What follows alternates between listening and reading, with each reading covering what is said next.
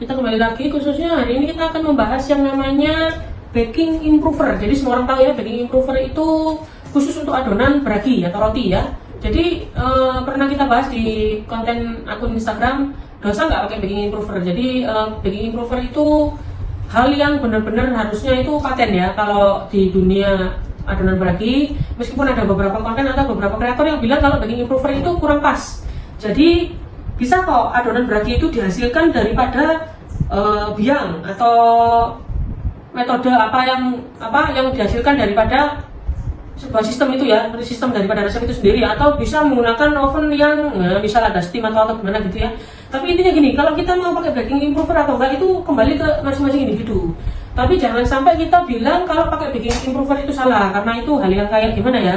Kalau kalian ketemu sama ownernya Jeko, ketemu sama ownernya bakery yang benar-benar ternama, ya kita akan diketawain ya, karena baking improver itu adalah salah satu zat tambahan yang membantu ragi, bukan zat yang dipakai untuk membunuh seseorang. Meskipun kalau takarannya berlebihan itu bisa berbahaya. Jadi yang berbahaya itu manusianya, bakersnya, bukan bahan bakunya ya. Jadi paham ya. Jadi kalau kita hari ini kalau kita mau menghasilkan yang produk skala mall, itu fakta kita harus mau pakai baking improver. Termasuk juga donat yang lagi viral ya, yang bisa tinggi itu juga pakai baking improver. Juga misal kalau kita mau menghasilkan adonan yang lembut, karena baking improver itu seperti zat-zat yang ragi butuhkan. Jadi nanti bisa kayak rasa kayak gitu ya. Jadi ada sendiri juga baking improver itu kenapa harus digunakan, karena ada ketahanan masa simpan produk, lalu di sana bisa menghasilkan yang lembut. Jadi kayak gitu ya. Jadi kenapa kadang kalau kita mungkin pakai resep rebate, loh kok keras ya adonan bragi kok keras, loh roti kok keras ya, karena kalian nggak pakai baking improver kayak gitu ya. Lalu pakai baking improver pun ada caranya, juga ada beberapa brand yang bisa direkomendasikan, tidak semua itu bisa disamaratakan ya kayak gitu ya. Terus juga baking improver itu bisa bekerja maksimal, caranya gimana itu juga ada. Jadi bukan cuma karena dengan info ini lalu kalian cuma asal cemplung tambahin gitu, nggak kayak gitu ya caranya ya. Jadi bagi orang-orang yang masih pikirannya kolot atau kaku, jadi baking improver sama dengan membunuh, itu jangan kayak gitu ya. Nanti kita itu sama bos-bosnya yang kayak punya bakery yang sampai besar itu ya, yang di mall yang juga punya banyak cabang, itu nanti kita diketawain ya. Jadi kita itu dianggap kayak orang yang zaman dahulu gitu ya, dianggap kayak Tarzan gitu mungkin ya. Jadi nggak mau maju dan nggak mau berkembang, karena kita itu berpaku pada satu patokan. Sementara dunia bakery itu berkembang terus, dunia pastry berkembang terus. Jadi jangan takut memakai hal-hal seperti itu. Kalau kalian sudah mencoba dan tahu perbandingannya, kalian bisa tahu gitu ya. Yang penting di sini memakai dengan sebuah skala yang bijaksana, yang seperti komposisinya juga harus ditanggungjawab ya, bahwa kita nggak bisa memakai bahan tambahan pangan ini dengan tidak secara tanggung jawab. Jadi kita harus bertanggung jawab ya, meskipun tapi kita bisa menguranginya komposisinya. Misal kalau ragi pun, kalau kita membeli resep atau lihat resep raginya sampai banyak sekali, itu menyebabkan asam lambung gitu ya. Jadi nggak ada suatu produk itu dibilang jahat atau buruk atau baik atau ini produk yang benar, ini produk yang salah, itu nggak ada ya. Patokannya kembali kepada kelas. Kalian mau menjual di kelas apa? Kelas menengah ke bawah ada, kelas menengah ke atas ada. Jadi kalau kalian jualnya di kelas menengah ke atas, kalian asal buat produk nggak ngerti edukasi, hasilnya juga acak-acakan ya, kalian nggak akan laku kayak gitu ya.